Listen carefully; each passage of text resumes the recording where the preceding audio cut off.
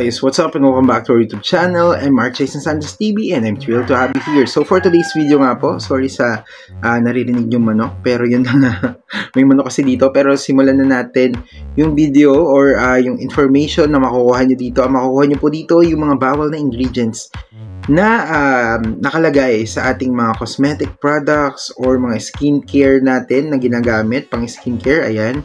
So ito po yung mga bagay na dapat nating i-avoid para hindi naman tayo magkaroon ng health problems or irritation sa ating balat. So again, although ang mga makeups or skincare product ay nakakapagpaganda ng appearance at nakakapagpa-boost ng ating confidence, ayan, kailangan din nating malaman kung ano nga ba yung ingredients na makakapagpahamak din sa atin. Ayun. So, simulan na natin. Number 1, ang tinatawag na parabens. Yes, alam ko, pinaka-famous ito na tinatanggal sa mga beauty products, ang parabens. And again, pag sinabi kong parabens, hindi lang po basta-basta parabens. Marami din pong mga pangalan. Ang parabens, merong methyl parabens, propyl parabens, butyl or butyl parabens, ayan, and ethyl parabens. Ayun. These are preservatives used in a variety of cosmetics. Yes, nakikita nyo, marami nga pong mga nakalagay sa cosmetics natin. Lalo na yung mga mura. Yung mga mura, madalas merong ganito. Pero yung mga branded, may nakita rin ako yung mga parabens eh. Pero, yun na nga, madalas nating nakikita sa mga produkto ngayon na paraben free, di ba? Ibig sabihin, alang parabens yun. Kasi ito nga po, yung ginagamit sa mga cosmetics or sa mga pang-skincare natin na hindi dapat nakalagay. So sabi nga dito, parabens are endocrine disruptors, meaning they can mimic hormones in the body and disrupt functions of endocrine system. And again, meron ding study na nabasa ko dati at napanood din dati about nga po sa parabens. Meron silang inoperahan na may bukol sa bandang breast part ng babae at nakitaan nga po nila yung parabens doon sa may bukol. So ibig sabihin, ayon sa kanila, ayon doon sa may nabasa ko, pwede nyo search yun sa Google. Ayan, na yung paraben nga po ay di umano ay maaaring cause nga po na kaya nagkakaroon ng cancer ang tao. So isa yun talaga sa tinatanggal yung parabens. Ayan, sa mga cosmetics nga po natin ngayon, isa sa iniiwasan niya. Pero kung hindi mo alam, now you know. Dapat lang naiwasan nyo po yan. Again, konti lang ang dapat nyong tandaan, hindi yung methyl, propyl, something ganon, yung parabens lang. Kasi, basta may nabasa kayong parabens, avoid nyo na po na bilhin yung mga products na yun. So, number 2, phthalates, ayan, or pH, may pH na, phthalates, ayan. Actually, nilalagay ko na may pangalan, so alam nyo na. Sabi dito, these are used in a wide range of cosmetics and personal care products, ayan, including nail polish and perfume. O, di ba, meron din sa nail polish. Ayan, and perfume. Like parabens, phthalates are also endocrine disruptors and have been linked to ano daw to increase risk of breast cancer. Ayan, isa din pala yung phthalates, ano? So, kailangan pala nalalaman natin kung mayroong phthalates sa ating mga skincare or sa ating mga kahit pabango, which is nakakagulat. Dapat pala sobrang conscious talaga tayo sa mga ingredients na ginagamit natin. Kasi katulad nito, nakaka-cause siya ng breast cancer. So, hindi lang parabens ang dapat nating matandaan, pati phthalates po. Ayan, alam naman natin na ang breast cancer ay sobrang hirap na sakit at hindi dapat tayo magkaroon nito. So, yan po yung mga dapat nating avoid. Pero number 3, without further ado, bilisan natin kasi alam ko, nagmamadali din kayo. Wow! Yung formaldehyde. Ayan. I don't know kung tama yung pagkakabigkas ko, pero nakalagay naman dyan yung mismong pangalan nung ingredient. Sabi nga dito, this is used in many cosmetic products to help prevent bacteria growth. Parang yung paraben din, no? It's a known carcinogen that is also linked to asthma. Uy! Also linked to asthma daw, neurotoxicity and developmental toxicity. Oh, di ba? Sobrang dami pala niyang mga mga epekto sa katawan nga po natin. Sana nakasarado yung, ano no. Pero I think nakasarado naman. Pero yun na nga, sobrang dami nga po pala niyang mga epekto sa katawan natin, which is, dapat talaga alam na alam natin to. And speaking of carcinogen, ibig sabihin po ng carcinogenic, carcinogen ay nakaka-cancer. Ganun lang. Ayun. So, number 4 is yung lead. Actually, yung lead naman, alam naman na natin talaga na hindi talaga maganda yon sa katawan. Ayan, sabi nga dito, found in lipstick and hair dye nga daw po, yung pangkulay natin ng buhok.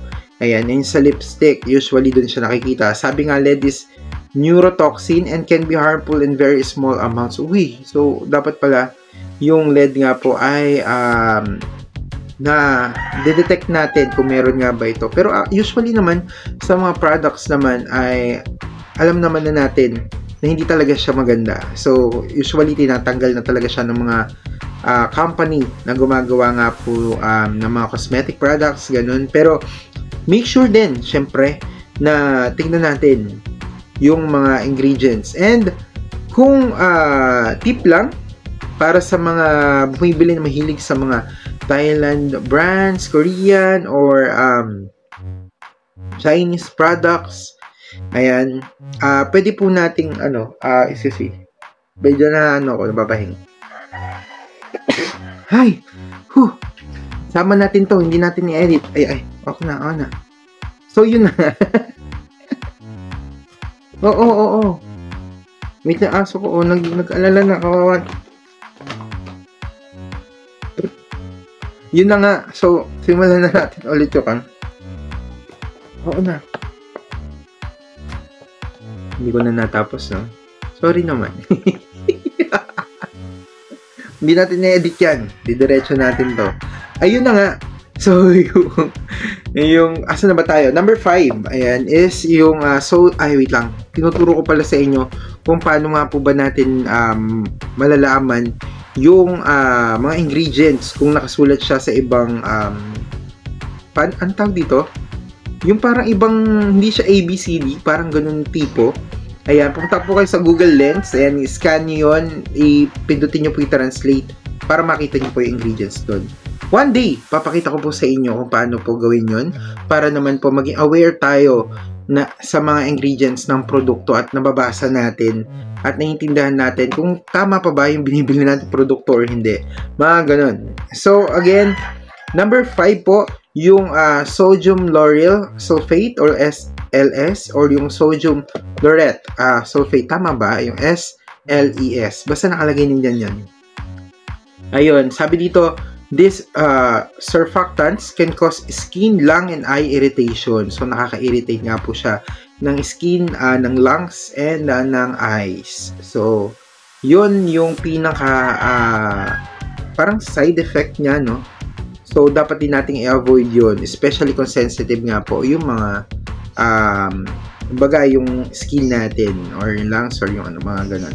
So, again, number 6, ayan, synthetic fragrances. Actually, ito usually yung mga ibang beauty blogger din and yung ibang mga health conscious na mga vlogger, usually yung mga fragrance, yung mga synthetic fragrance nga po na ginagamit, hindi din nila nire-recommend. Ito po ay dahil sa sabi nga dito, these are used in many products to create a particular scent. However, they can cause allergies, dermatitis, respiratory distress, and potential effects on the reproductive system nga daw.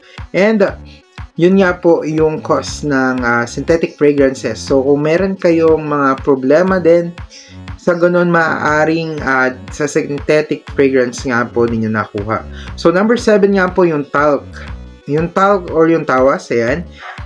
In its natural form daw, some talc contains asbestos. Ayan. A substance known to cause cancers. Nga daw po. Yes. Carcinogenic din siya or nakaka-cancer din siya. Mga ganun. And number 8 nga po, sabi dito, yung mineral oil. Mineral oil. Akala natin, di ba, pag sinabing mineral, parang, uy, maganda sa katawan natin yan or ano. Pero, yung mineral oil nga ay isa din sa dapat natin avoid. Sabi nga dito, derived from the petroleum, it can clog pores and cause breakouts. So, mga dumadami nga po yung mga So, talagang kulit. So, mga dumadami nga po yung mga pimples natin dyan, maaaring isa ito sa dahilan kung bakit nga po tayo nagkakaroon ng breakouts sa mukha. Pero syempre, magpa-consult pa rin tayo sa dermatologist kung sakaling ganun. Kasi marami din mga bagay ang pwedeng pagkuhanan ng cause nun. Ayun. So, sabi nga dito, remember, everyone's skin is different, of course. Ayan, what irritates one person's skin may not affect another person's skin. Ito naman yan. It's always a good idea to do a patch test when trying a new product, and when in doubt, ayan, consult with the dermatologist or a skincare professional. So, legit na legit yun. Kailangan din, syempre, ay meron nga rin po tayong gabay or patnubay ng mga professional sa mga bagay na to. Pero yun po, yung top 8 na kailangan nating matandaan na iwasan sa ating mga beauty products or sa ating mga skincare na pang-routine. Uy! Ano da? Pero yun na nga. Kung nagustuhan nyo po ito, mag-comment, mag-like, at mag-subscribe na nga po. At kung nagustuhan nyo, aso ko, mag-comment, mag-like, at mag-subscribe na rin kayo. And hit na po yung notification bell at i-share nyo na po itong video na to para naman sa mga mahal natin sa buhay. Ayan, ay malaman din po nila yung mga bawal na mga ingredients sa mga ginagamit natin sa mukha natin. Again, hindi rin naman biro yung mga effect ng mga produkto ay yung mga ingredients na to na napakinggan nyo naman. So, again, para makatulong na rin tayo sa iba, i-share nyo na po itong video na to. Yun lang, maraming salamat. God bless, ingat po kayo palagi. And see you again. Bye-bye!